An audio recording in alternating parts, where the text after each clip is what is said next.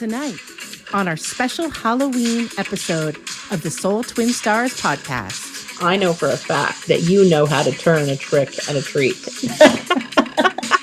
I want Halloween season to last 6 months of the year. Walking around, still reverting to feeling this powerlessness around other grown-ass adults. So they can torture us with more abuse as adults. And it's like, fuck that. No thanks. Hi, I'm Lady Shadowe, a witch with much to share, stirring the cauldron with magical self-care. Hi, I'm Peaceful Nick, a medium divine. I chat with the dead and interpret every sign. We are Soul Twin Stars, best friends through it all. From spells to healing, we're answering the call. From moon cycles to menopause and making peace with the dead. We aren't afraid to talk about what's rarely said. So tune in each week to get raw, real, and wise. Let's talk about a spiritual life with absolutely no disguise. Welcome to the Soul Twin Stars podcast, Uninhibited Spirituality. Peaceful Nick and Lady Shadowe here. We would like to first and foremost thank our sponsors for this episode. Thank you to Beans and Buttercream Bakery. Delicious homemade treats shipped anywhere. Call 417-973-2352. And Abernathy Photography, based in southwestern Kentucky, a professional and stellar company providing drone photography in both local and destination weddings. Visit abernathyphotography.com. Author Mary Ray's self-reflection workbook on conquering shame and guilt, Tell the Devil to Go to Hell, an interactive memoir, is available on Amazon.com. Craving delicious Italian cuisine? You can find it right here in Westchester County, New York at Fino Restaurant. That's Fino Restaurant at One Baltic Place in Croton-on-Hudson, New York. All of our sponsors are linked up on our Soul Twin Stars podcast Facebook page, and we thank them for making this podcast possible. And now, back to our episode. Welcome, everyone. Happy Halloween. This is Peaceful Nick the Medium. I'm riding in on my pumpkin spice crow. I hope you're all having a wonderful day so far. Hello, wonderful and amazing Lady Shadowe. Happy Halloween. Happy Samhain, my friend. I am flying in my rainbow purse. I got all kinds of live rainbow animals ready to go trick-or-treating, ready to get all dressed up and go do something fun later on. Also, if you're all listening today on Halloween, I will be on Linda G later. I'm not sure if it'll be live or if it will be posted later today, but Linda G, the Comanche psychic, that will be exciting. Chris and I will be over there talking about paranormal activity and exciting Halloween tricks and treats. Just like we're going to be talking about tonight. Yay! Nick, how awesome that we get to launch a podcast on Halloween, which is one of my top favorite holidays. Absolutely. And the more into my mediumship I get, the more I absolutely love Halloween and do not want it to end. And the fact that I've been seeing Christmas commercials for 2 weeks makes me crazy because I want Halloween season to last 6 months out of the year. And speaking of Halloween, I am the same. Yeah. At my local Walmart, they had the Christmas stuff out before the Halloween stuff last month. I could not believe it. Wow. Because I like to walk the store and take my time, and I also know my store really well, and I just could not believe what I was seeing. Costco, they've had Christmas trees up for weeks and weeks and weeks. We go pretty much every weekend or every other weekend, and they've had trees for days and all kinds of Christmas stuff out at my Costco. A travesty, in my opinion, because we don't want to skip Halloween. I live in New York City, Halloween capital. We have the Village Parade every year. And Chris and I have marched in it several times. We'll be going out and doing something, but we have won almost every Halloween costume contest we have entered. We're talking beating out 500, 600, 800 people, because when we set out to create costumes and traipse around the village and then eventually end up at a costume contest somewhere, we make all of our costumes from scratch with a budget of under $20. I love it. It just goes to show you. And I can try, if anyone is interested, I will try to post on Facebook for our special Halloween episode. I'll try to post some award-winning costume photos on our Soul Twin Stars page for I Halloween. love it. And I have seen your Halloween costumes with your husband for decades, and they are top notch. Top notch. I understand that very, very much. I will be live tonight for Halloween on YouTube for an extended Halloween show. I'm hoping to have some guest readers. That is TBD. So we'll see who shows up because, it's Halloween. People are busy with their lives. So I'm hoping to have some special guests tonight and just hang out with me and be surprised, probably around 7:30 Eastern. Join me on @PeacefulNick on YouTube. And we're going to have a fun time. It's going to be fun. It's going to be great. We're going to be entertaining and, have a collective sigh of relief to just have some fun and not think about the woes of the world on this wonderful night where the veil is thinning. The veil is thinning on Halloween. Let everyone know again that they must tune into your show on Friday because I know for a fact that you know how to turn a trick and a treat. Don't miss Nick turning tricks, everyone, on Friday night.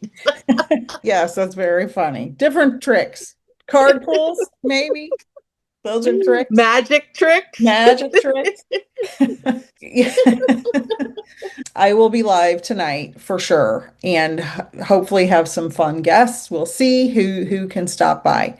Well, if I'm not doing anything, I'll be stopping by. That's right. And Cosmic Chris, I hope. He loves to give out his energy. He loves doing readings, and he's jonesing. He's jonesing for it. So, yeah, lots of fun things on the books and on the upcoming schedule. Okay, back to your divine Halloween moment. Now that it's sweater weather in most places.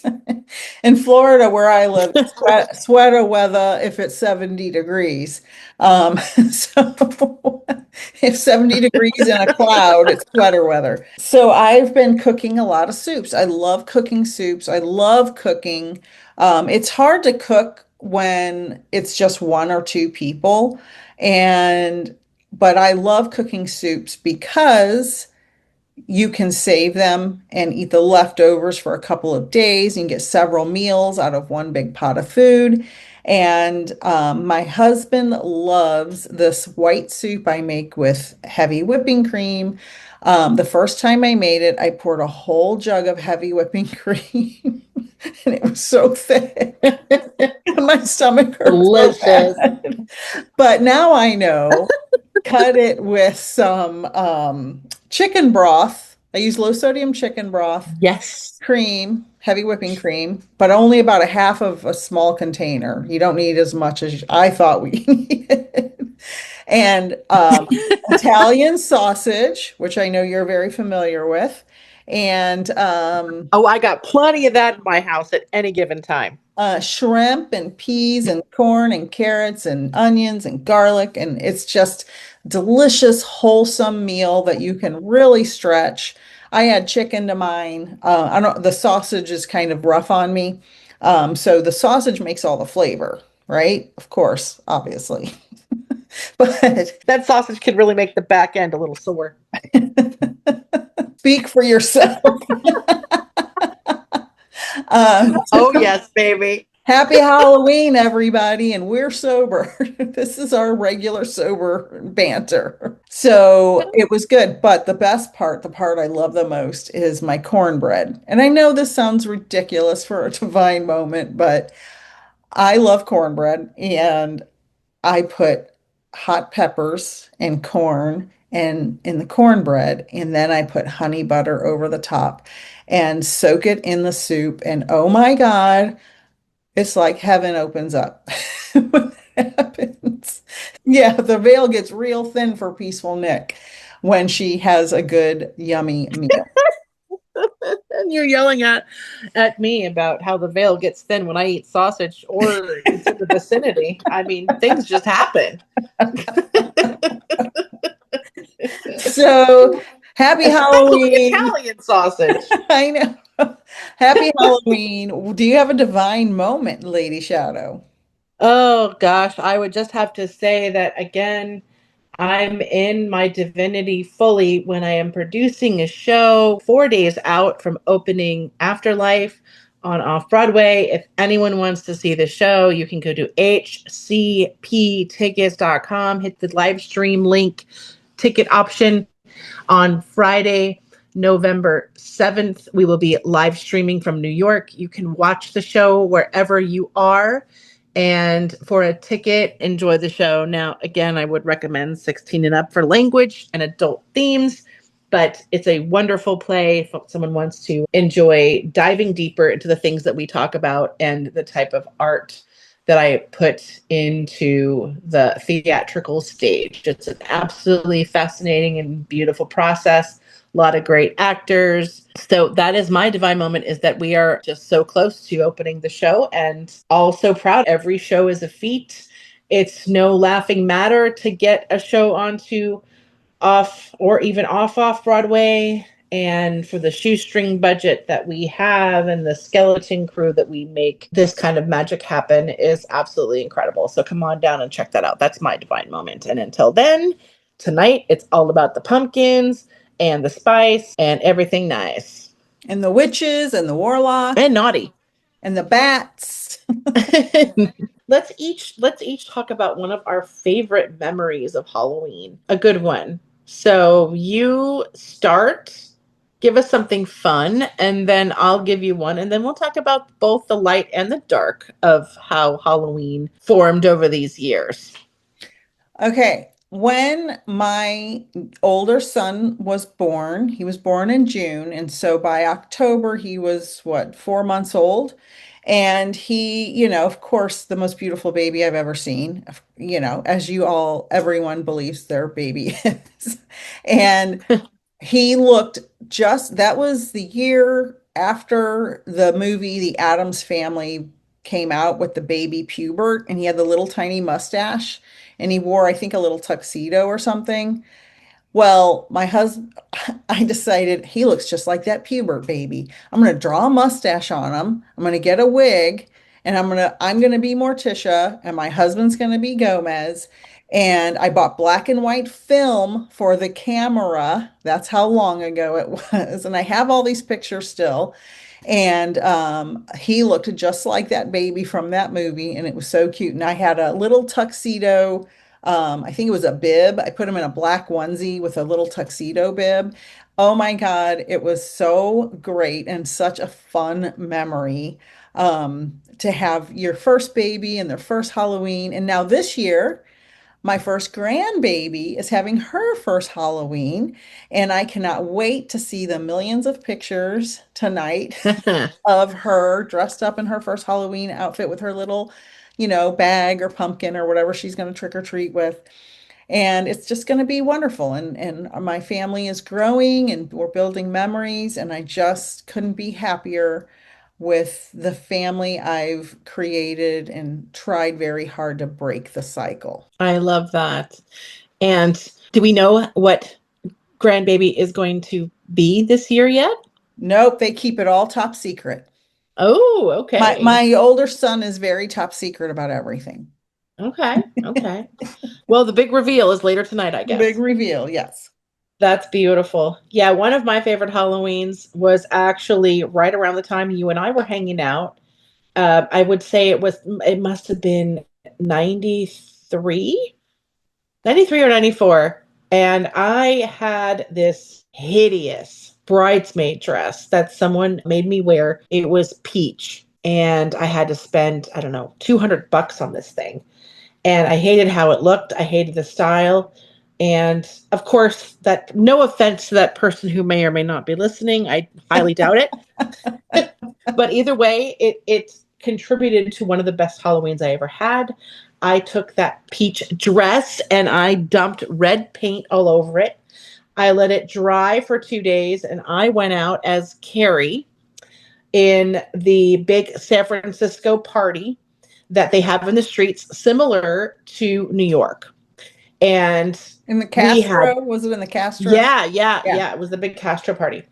And we had so many pictures taken of us that night, as always, with costumes. But I did the whole blood on my face. I even put the temporary bloody hair dye in my hair. I was sticky from head to toe, but I looked amazing everywhere I went. And of course, I had the sash, I had the corsage, the whole thing. It was amazing. And it cost me practically nothing, once again, to make this costume.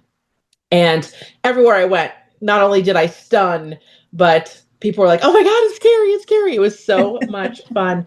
And my friends were obsessed with Kirk Hammett from Metallica. And he lived in San Francisco, Pacific Heights area. And they made me go trick or treating to his house dressed in our costumes. And I didn't even know who that was. They were obsessed with Metallica. I'm like, who is Kirk Hammett? He lives over here. Just come with us, because they were afraid, to do it themselves. And I'm like, fine. And I was like the bawdiest, boldest 20 something that everybody always knew of my friend groups, including yours, right? We always did body crazy shit. So so they made me go to the door and knock on it. And sure enough, he answered in a costume. He had like a top hat. He kind of looked a little bit dressed like the Hatbox Ghost from the Haunted Mansion, a little bit, in that style. And they recognized him right away. And I didn't know who this guy was. But not only did he give everybody candy, but he took a picture with my friends. And then the funny thing is, we saw him in the Castro. He was wandering around the Castro party. So everybody got to kind of say hi to him again. So my friends were absolutely, they were thrilled about that. And I was thrilled that they were thrilled, but it was just mostly fun to walk around in this classic, really well done and scary and frightening costume. There's a couple of other crazy stories that happened that night, but one of them was that there are no bathrooms down there. Right. And so, this is an age where you don't think, oh, I'm not going to not find a bathroom. I wasn't a drinker. I wasn't really eating. We're just walking around and taking pictures and running into people. And it was just a lot of fun. But I realized, oh gosh, there's going to be a bathroom problem with all these people. So luckily I had a dress on, and all night long I'd be squatting, with the dress, wherever I could go. Nobody really saw anything because I had this dress to cover me. But I remember thinking, oh my gosh, and at least 2 times I had to find an alleyway to go to the bathroom in, because there were so many people down there in these crazy parties in the streets like this. And of course, businesses are not going to just let a random Bloody Carrie come in and use their bathroom for, without being a customer. So it was, it's just one of those fun things that added to the night. The challenges, of being out and being young and naive to certain things. So, and it's the same in New York City. You're going to wait in a long line to go through the parade, and there are no bathrooms easily accessible. So you got to kind of watch your intake before you do these really big, crazy, wild parties. So word to the wise, everybody. Yeah, yeah. The older I get, the less I can go out in the street for any reason. Just that was one of the problem in big cities. Like they don't have a lot of public restrooms. I think it's probably better now than it used to be. I think because people are going to the bathroom on the street all the time because there's no public bathrooms. And so then you have that problem, which is a worse problem. So that's a story for another day. But that's awesome. I remember that dress. I feel like I saw you in it before you left for the party. But yeah, that was good times back in the day. So let's talk about how did Halloween and Samhain get started? So Halloween, we're going to talk a lot about that, but Samhain is the less known word, and it's spelled like Samhain, but it's pronounced Samhain. Thanks to Lady Shadowe for correcting me earlier. It's the Celtic New Year, and it marked the end of the harvest season and the beginning of winter. So at the end of harvest season, you're going to think about the death of the crops, right? Transforming, thinning the veil, because now we have to kind of lock in and be cozy and conserve the food because the harvest, has taken place, and now we've got the food that we have to preserve.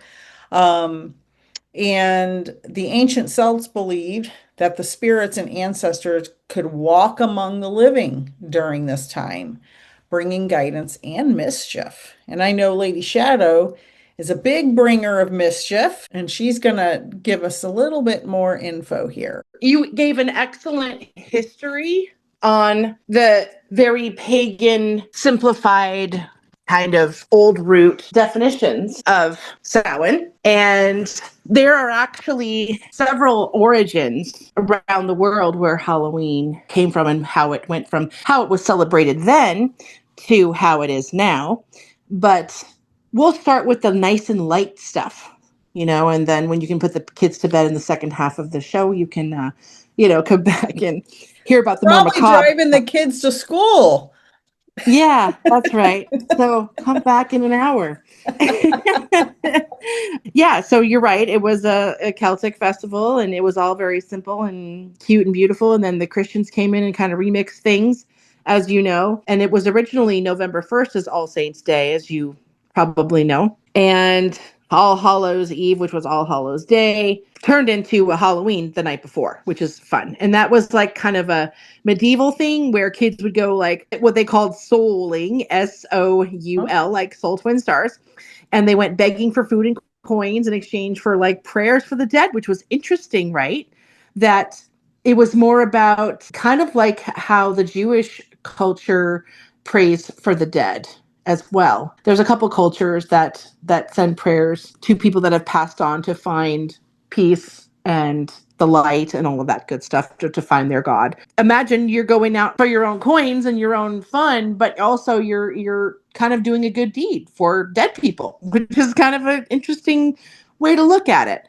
And over time, of course, things become commercial. And what we just talked about, costume parades, candy bribes for neighborhood peace. Could you imagine starting is kind of like, let's keep our neighborhood watch intact and let everybody come together and hey, let's kind of like an original block party. Let's give candy out to keep the peace. That's another kind of how trick-or-treating started early on too in different communities. And so, so it was really just more about crops and doing spiritual work when the veil is thin, when it becomes darker and longer. A lot of occultists and spiritualists, of course, use this as a time for magic, not necessarily for me, negative magic. I would never use Halloween for something nefarious. I use it to, it's kind of like my new year in a way, where I can use it to re-energize goals, reprioritize how I'm going to kind of plan my winter since, there's more indoor activities taking place, looking inward, doing some self inventory before the holidays kick in, setting boundaries like we talk about. Yeah. Because again, wintertime is kind of like an isolative period, right? Mm-hmm. So if we're going to go into isolation, we should have a good mindset, positive, because it's going to be dark so early, and find really fun things to do. Maybe stay in places like I will be skating again in a couple of weeks, and the mall is very brightly lit. The skating rink is brightly lit. So if I go to the skating rink as it's starting to get dark and to, hang out in the rink for a couple of hours, it doesn't feel like it's dark outside still. It feels like I'm still getting more light.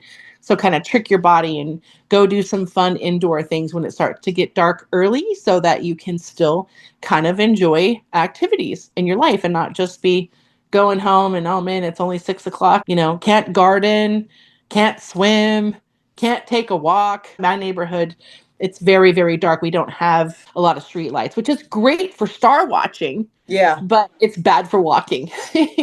So thank God my gym just opened up yesterday from a 2-month remodel. But so overall, the Christian remix of Halloween brought in, like I said, like you were saying, the Catholic Church and the Celtics kind of passed it on that this was a time to have fun. The spiritual side was the prayers for the dead and just go have fun and appreciate the veil, appreciate both worlds, the living and the dead, bring them together. And it was never meant to be this big scary thing, but the occult deep dive on the other side of things, where we know those occultists, we see them on TikTok, we see the darker side of our psychic worlds, right? I'm sure you've run into a lot of Yep. accounts, Yep. right? Yep. Where people use the negative energy and the fear energy to harvest whatever they're harvesting on this day. Again, everyone's going to use their different holidays, energies, religions, whatever it is. Everybody can use them for good or bad, just like with a gun. You can protect yourself or you can hurt people. Food, you can indulge or you can use it for fuel and healing. Everything has a dual side, right? Mm-hmm. Yeah. So, Samhain for the occultists can be used for ritual portal openings. Now, this would not normally be an issue because, hey, when we can open a portal, you can also open one for good. You can let all kinds of abundance in and healing. And you know how that works. Like when you open a portal to channel, when you're doing mediumship, you're getting all kinds of good communications and the lines are open and your body is ready to interpret healing messages for people. So unfortunately, on the other side of that, people use these portal openings during this time to do other bad things. They can collect the negative energies. They can do negative spells. They can even harm themselves while playing in this energy. Yeah, there can be some crazy things that go on. Again, I've never been a part of that. I don't condone any of that stuff. I don't use magic for any nefarious or negative purposes. But there are communities around the world that use that veil for manipulative reasons, and you have to be very careful. So, if you're out and about and you get a weird vibe and it's not just a bizarre costume that somebody's wearing, Right. just use caution because it is a really mixed bag of energies out there. The one time that I've ever witnessed a crime was actually in New York City. I only saw one. Of all the years I've been in New York, I've seen one crime, and it was right before the Halloween parade. And a guy was standing around in costume, maybe about, I don't know, 7 feet from this woman who was on the phone and ran up to her when she turned her back to talk on the phone to look in another direction, grabbed her purse, and took off down the street. Wow. And of course, she was screaming, "Oh my God, somebody go after him!" And of course, my husband and I were crossing the street. We kind of saw it. And then he starts running after the perpetrator. And I'm like, please, no, no, no, no. Please, let's just call the cops. I don't want you chasing somebody down. I know you want to be a hero, and I think it's really sweet. And it was just about to get dark. It was, the sun was still out, ironically. But, it just goes to show you got to be careful all the time. Nobody wants to get involved with any funny business on a fun holiday. Exactly. And you know what? I've been thinking a lot about, speaking of, spiritual work and Halloween and the veil thinning and just traditions. So part of Halloween and Samhain and this whole and Dia de los Muertos, which I'll talk about in a few minutes, uh, Yep. is talking to our loved ones in spirit and welcoming them Yes. and honoring them. And the interesting thing is, this was very common for thousands of years, very common. And then religious organizations got a hold of these belief systems and transformed them into, I am the only man in this congregation that can communicate with God for you, and you don't dare talk to spirits, only me. And you have to give me 10% of your salary to let me do that for you, but you don't dare have any agency over your own spiritual connection because you have to use me only because another man gave me a piece of paper and certified me through divine intervention with God, blah, blah, blah, one line of bullshit after another. I have a lot of feelings about this because I grew up Catholic and worked for Catholic schools for 20 years. And I am absolutely astonished at the whole system that we have been indoctrinated into in our country, especially in the United States. I can't speak for other countries because I only live here, but it's crazy that we have been convinced that we are not allowed to talk to our loved ones in spirit because somebody made up a rule book to tell us that. And the biggest trolls I get, and mostly on YouTube, and this is not against YouTube, it just happens to be where the trolls get me, is telling me Jesus loves me, which I know. I already know that. You don't have to tell me that. And that hell is real and I'm going to burn in hell. And it's like, oh, you sorry, buddy. And then I send them a link to Dan McClellan, who's a religious scholar. I send him a link to his explanation of how hell evolved through the Bible and through human writings, and that it's not a place in the middle of the earth that you're going to burn. So if anybody wants the link to that, let me know and I will send you the link. It's amazing actually how it evolved. That is amazing. And doesn't that sort of mimic some of these Christian and Catholic religions? Because I know also there's a middleman, right? Before you can kind of talk to Jesus himself, don't you have to go through like a chain of command? Like you have to talk to the Virgin Mary, you got to talk to the priest and the saints, right? First Aren't of there all, like levels of authority to you being a reformed Catholic? yes, reformed. Isn't there a chain of command, just like these charlatans who are trying to say you can't reach your loved ones unless you go through this step? But isn't that the same with a lot of these religions? So the Catholic Church, as far as I know, is the only church that tells you to pray to saints and to Mary. I don't know that there's a hierarchy. I never learned that. If there is, I'm unaware of it. But yes, we are taught as Catholics to pray to Mary, pray to even Joseph, Jesus' stepdad, which never fucking made sense to me. Saints, all these people were told to pray to. Now, as a medium now, I always say to people, listen, growing up Catholic, I was taught to pray to Mary, to Jesus, to the Holy Spirit, to the saints. I was taught to pray to them.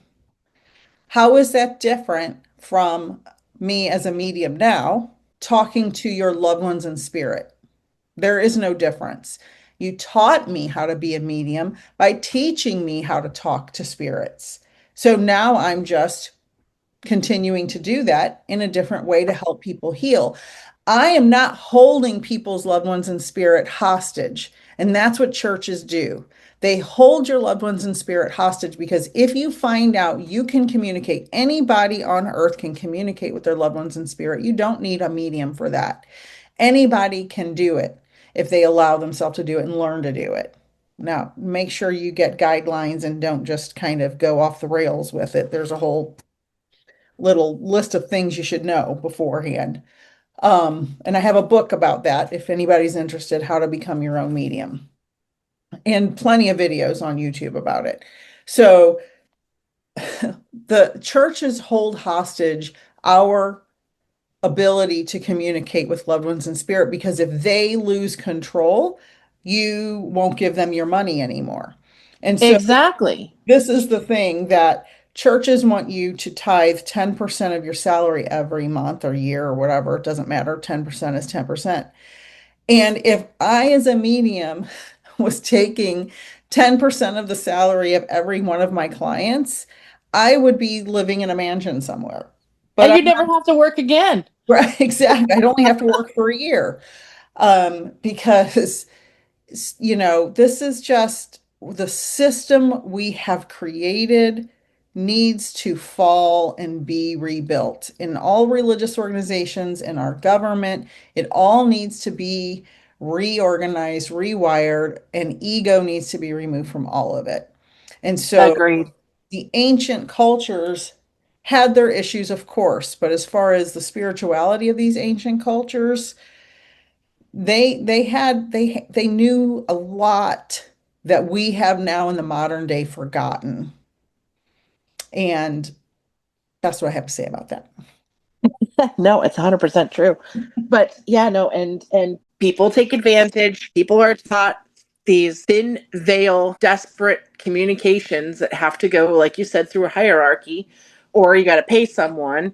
And It does. It strips away your power. It hands it to somebody else. And Halloween for me is a very spiritual time. It's Yes. like I said, a full moon for somebody else, or Christmas Eve for someone else. Now I still obviously celebrate Christmas Eve.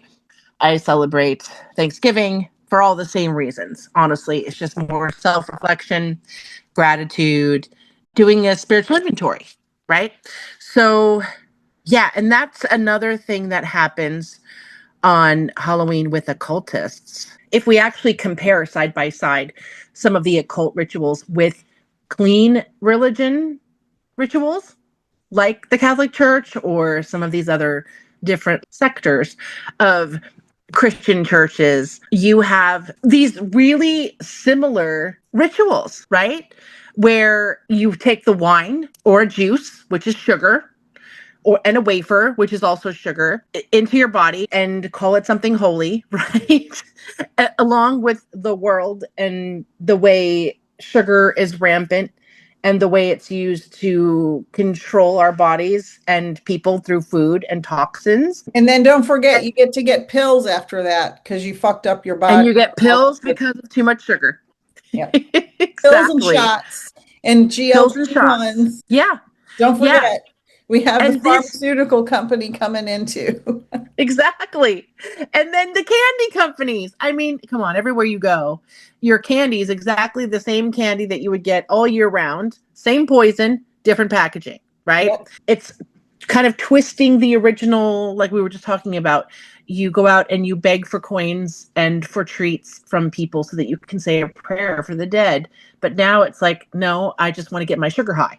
It's like all becomes about you. It Yeah. becomes about the fix. Our elections are usually held in the first week or Right. second week of November. 4th. Isn't that Yeah, interesting? November 4th this Yeah. year is, yeah. Rituals. Again, rituals. Ancient energies and twisting them into their own kind of control and public ritual. Again, you can use something for good and for higher purpose, or you can use it for fear and flip things around. And I myself, just like you, when I was walking to the store, seeing more Christmas trees than Halloween costumes in my local store, I'm just thinking, and all this candy. It's like Yeah. $20 to get like a 5-pound bag of candy. It's like all of it is Yeah. so toxic and poison. Nobody needs that much. I used to go trick or treating, and we used to fill those little plastic pumpkins, up, and then my sister and I would like dump out everything and divvy up, make trades with each other. Like, oh, I hate this one. You want to switch me for this one. It was quite a bit of candy. And I used to think, oh, this is so great. Candy, all this candy once a year. Well, wait a minute. We kind of eat candy all year round. It's nothing really Right. special. It's Right. just extra candy. And then fucking weight problems for the rest of our lives because we're too busy, like, for fun reason to celebrate with the wrong foods all year round. And you know how it goes. It's the cycle of, oh, here comes the Easter candy, here comes the Valentine's candy, here comes the Christmas candy, here comes the Halloween Right. candy. And it's just, and they know this, like you said, Yeah. and it runs into the system. It's a ritual. It's part of the ritual. It's Yeah. part of the ritual to put out all this candy and get you high on it, and to be a slave to the system, like you said, to, for future pharma customers. And if you really think about it, like I said, put it all together, it's absolutely fascinating how it's woven itself into the culture, away from the fun and the costumes and trying to pee in the streets and just have a great time with celebrities in San Francisco versus like literally like my old days at 10 years old, trading pounds and pounds of candy with my sister. And it was like our one way of coping. That's why now I try to do more self-reflection than I try to do any self-indulgences on Halloween. When I was a teacher for all those years at a Catholic school, ironically, I had 2 boys, and we had a pretty good sized neighborhood, and we lived on a circle, and we would go around the circle and they would get so much candy, and it was great, and it was fun. It was a great neighborhood. Um, and I would take the candy, most of it, probably 90% of it, and I would take it to work with me and I'd give it out to my students for like a week. Nice. And so at the end of every class, I had a huge bowl of candy on my desk, and the kids could just grab a piece of candy on their way out because there was no way my kids were going to ever eat that much candy. My husband hardly ever eats candy. I don't eat a lot of candy. And so I was just giving it away. And so that's that story. But we have moved away from the true meaning of every holiday in America in the 20th and 21st century. These holidays used to have meaning. They were meaningful. You know how many atheists I know that celebrate Christmas?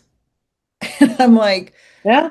if you have no belief in a higher power of any kind and you don't even believe Jesus walked on this earth, why are you celebrating Christmas? It's like because it's all commercialized and it's all about, like you said, you go from one holiday to the next, to the next, to the next. You got to buy this, buy that, If you love your loved one, your partner, you will buy a very expensive Valentine gift and you will spend enormous amounts of money on a subpar meal at a very expensive restaurant with bloated prices. And you'll wait in line, even if you have a reservation, and you'll end up being miserable. That's like Yep. whole year is just set up for one huge financial burden after another for things that end up being very unsatisfying because we have moved away from the true meaning of what these celebrations are supposed to be for. And in the case of Halloween and All Saints and All Souls, and then Dia de los Muertos, Day of the Dead, all of these have very specific meanings to ancient cultures. And we've just turned it into this American greed and again, stuff that's probably not the healthiest for us when we need to go back to the true meanings of these things. Speaking of the Day of the Dead, that usually is November 1st to 2nd. This is where families remember and honor their deceased loved ones, and you see the sugar skulls, and then you see the little places where everybody has the framed pictures of their loved ones, and they put little decorations and skulls around them. Um, the holiday has deep roots in Mesoamerican indigenous traditions, the Aztecs. They view death as a continuation of life, as I do, as a medium, and engaged in rituals, lots of cool rituals to honor their ancestors. And then the Spanish colonizers and Catholic traditions, of course, um, changed everything and evolved the holiday. White people. They mess everything up. Disclaimer, I'm a white lady, just FYI, because you can't see me. Um, so families will build altars with, the photos and the candles and the marigold flowers, all the favorite foods of the departed, and they have these little special places to honor their deceased loved ones. And this is a time where it's really easy to connect with spirit when you have them in mind. So in just FYI, in my office, I have a picture of my mother who's deceased. I have some of the ashes from my deceased brother-in-law. I have pictures of my grandparents. So my office is kind of like spiritually centered for me to be able to do readings because I have these honors to my loved ones in spirit. So they're like around me all the time.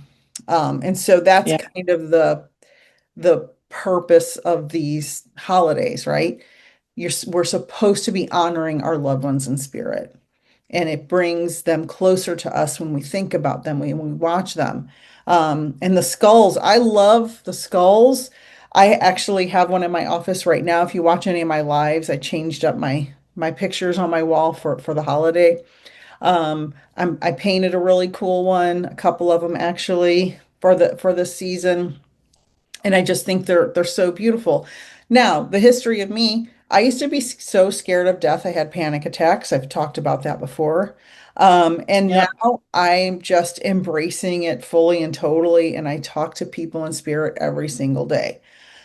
So Um, That's amazing. And I love how you did that segue. Like, we took a fun holiday, gave everybody a little history, a little dark, a little light, a little fun, a little fact. And then it really, like you said, straight up boils down to the conversations that we have all the time is how can we give a deeper meaning to something that has snuck away using system rituals to trap you into thinking that it's just another superficial thing when it could really have so much deeper meaning. And I love that you gave that example. I appreciate that so much. Now, another thing that we can do if you want to bring loved ones in spirit close to you, aside from if you're just a person who doesn't have an altar or photos of your loved ones in spirit hanging around and you're not doing any type of ritual, you can do that. You don't have to be any kind of religious cultural background to honor your loved ones in spirit in any way you feel comfortable. So you can do that in your own way. Put up a picture, put up a candle. Some people think that's taboo, and it's like, no, you're honoring their memory. And you're thinking Yeah. about them and you're bringing them close to you. Um, and you know, also when we watch, if anybody's ever watched a paranormal movie, something about ghosts or hauntings, or even a documentary about it, that thins the veil for you automatically because you have it on your mind because we all have that ability to connect with the other side. Whether you know it, whether you want to accept it, whether you believe it, it doesn't matter. We have that ability to connect. And when you have anything, you know, even listening to this podcast today and talking about this, your loved ones in spirit, you'll start thinking about them during this show, right? And you'll bring their energy close to you because I always say we put up our antenna and when we put up our antenna with our thoughts, which are energy, they pick up on our frequency and it makes a connection and it pulls their energy close to us. So even if you're watching like The Haunted Mansion, the Disney movie, The Haunted Mansion, the newer one, which is really, really good, by the way, I enjoy it greatly. Watching something like that, or the movie Ghost with Demi Moore and Patrick Swayze. Is that right? I think that's right. Yeah. That will bring loved ones in spirit close because you're thinning the veil because you're engaging in that content. So there's 1,000 different ways to allow yourself to open your portal or thin the veil, or it doesn't matter what language you use, any way you can to bring them close to you to feel their presence. And everyone can do it. I love that. And again, just using the energy that is naturally and organically ours, right? And instead of filling us up with a bunch of candy and inflammation and Right. calories, there are so many ways to fill your soul absolutely during this time. And for me, it's the creativity of making costumes and going out and meeting people and wowing people with the spectacle of creativity, right? I'd rather do that than eat a bunch of candy. But there was a time when I'd rather eat candy, but you eventually grow out of that with self, introspection. But I love that even on Halloween, we can turn it spiritual without sounding occulty or without saying only witches and warlocks can take part in the rituals of Halloween because it's been given such a wide range stigma. Absolutely. And it has absolutely been stigmatized. And, you know, I was listening to season 2 of the telepathy tapes today, and the first couple of episodes are really, really good that have been released. And the second one is about mediumship and connecting with spirit. And I love that, you know, whether you agree or disagree or have feelings about, spellers that are autistic, however you feel about it, the telepathy tapes has brought to light a lot of things that people have known for a long time, and they're using scientific experiments to prove that we can connect across the veil. And that's one of the things, as a scientist and a medium, I've been shouting since I became a medium. Science proves mediumship is real.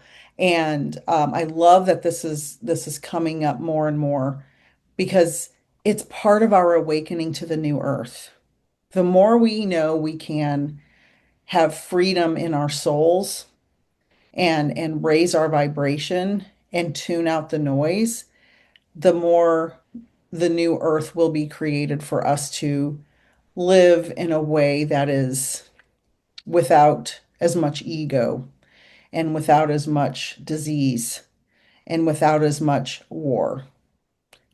More peace, more love, more harmony, taking care of the earth and taking care of each other. And I I think, love that. I love it. And you can do it on any holiday. yeah, Even if any Halloween day, freaks, yes, any even if day, Halloween all freaks you day. out. Some people are really freaked out by the idea of tonight, right? Just the idea that everyone, it's got to be creepy instead of fun. But like you said, you can flip that around and change everything with your perspective in 2 seconds. 2 seconds. And it's fear of the unknown because people who are freaked out by Halloween are mostly afraid of death, mostly afraid of spirits because they've been indoctrinated by religious dogma or by parents who just didn't give them all the information. And maybe the parents weren't given all the information. But in this day and age, we have access to all that information about how spiritual things. We're getting close to wrapping up here. I don't want to go into a whole other tangent, but we have more access to the information that proves, life goes on beyond this earthly realm. And being scared of Halloween is, or anything, it's not just Halloween, anything you have a fear of, you need to be more educated about it. And I want to credit my friend Krista, who I worked with years ago when I was having the height of my death panic attacks. And she was a psychology, she had just gotten her psychology degree. And I was desperate for help. And I said, Krista, I don't know what to do. I can't sleep. I'm having death panic attacks all the time. And she said, learn more about it. Yep. And Yep. I said, girl, you're crazy. I'm not, that's the last fucking thing I want to do is learn more about death. You know, I don't want to know more about it. I want to forget it exists, and Yeah. that was my attitude because I was terrified. I was gripped in fear and I was having so much anxiety all the time and sleepless Yeah. nights, etc. And lo and behold, all these years later, I know a lot about death. And as soon as I became a medium and started doing readings, my fear of death disappeared. And I would swear on a stack of crows to that. And can you believe you're practically an expert on it now? Well, yeah, I mean, yeah, in a way, I guess I am. Absolutely fascinating how things take a turn. And if you can do it, anyone can do it. Because I remember a lot of the paralyzing fears that we had when we were younger. We had so many deep discussions in our early 20s about all of this. Yeah. And, the way we were raised and all of our traumas. And over the years, we've learned to face those little demons, take a hold of them. And maybe that's what Halloween can be about for people, facing their fears and demons, which aren't really demons at all. They're just defects of character, and go out and celebrate instead. Right. And we need to learn that we need to have people who we can depend on to love and support us through our fears. Because if you have friends that are not supporting you through your fear and telling you you're wrong about your fear, that's the wrong approach. Maybe find a friend who can, or a loved one who can do what my friend Krista said, learn more about it. And she was very loving and kind and compassionate when she talked to me about it because she saw how upset I was. And she was 100% right. And so, but find the right person to talk to if you are experiencing any kind of deep fears over something like that. And we're here. I'm going to be live tonight on YouTube. If you're having some fears or anxieties about this holiday season, from Halloween to Christmas, let's talk about it. I'll be live tonight with special guests and cards and readings and guidance and all of that stuff. I love it. And then coming up, a little preview, which we forgot to discuss in the opening of the show.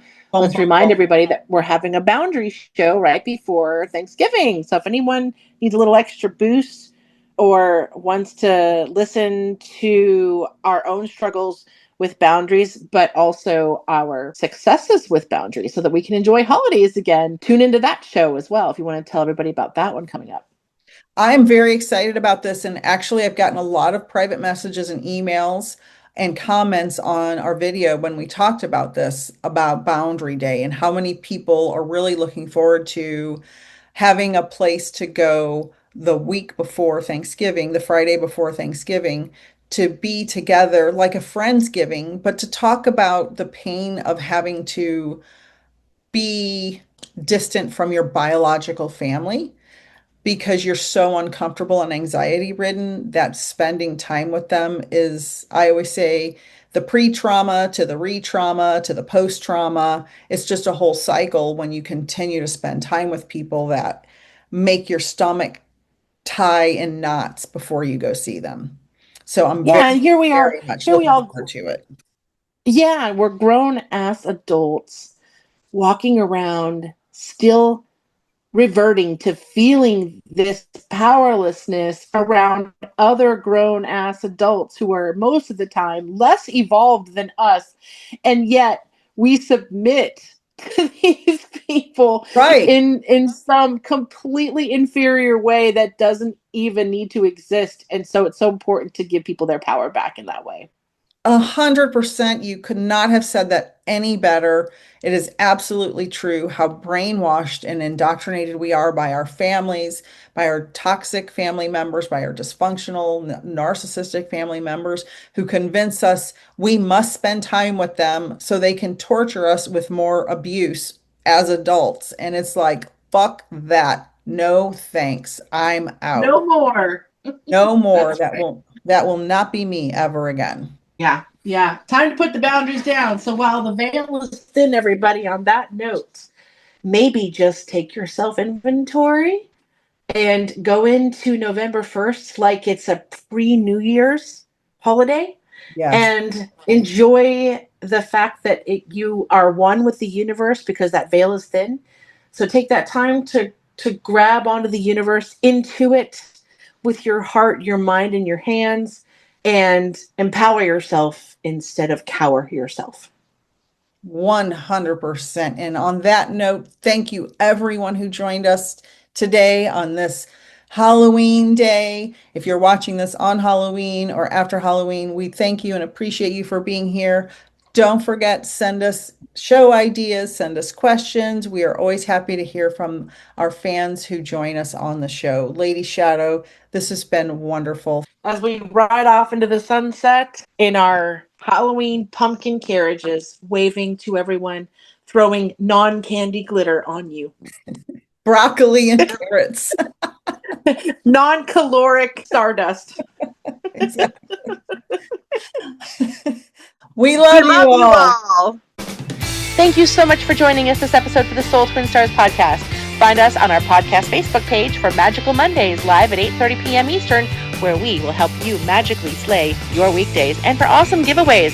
For more information about what other spiritual things Nick and I do and offer, visit peacefulnickthemedium.com. That's Nick with just a K. Or to connect with me, Lady Shadowe, soulsandspirits.com is the place to go. If you want to be a guest on one of our shows, we would absolutely love that.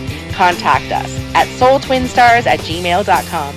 See you next Friday. I'm on Spotify, Amazon Music, iHeartRadio, Apple Music, Facebook, and on YouTube. Sending you all so many blessings. Thank you so much for joining us, and until next time, know that you are all cherished.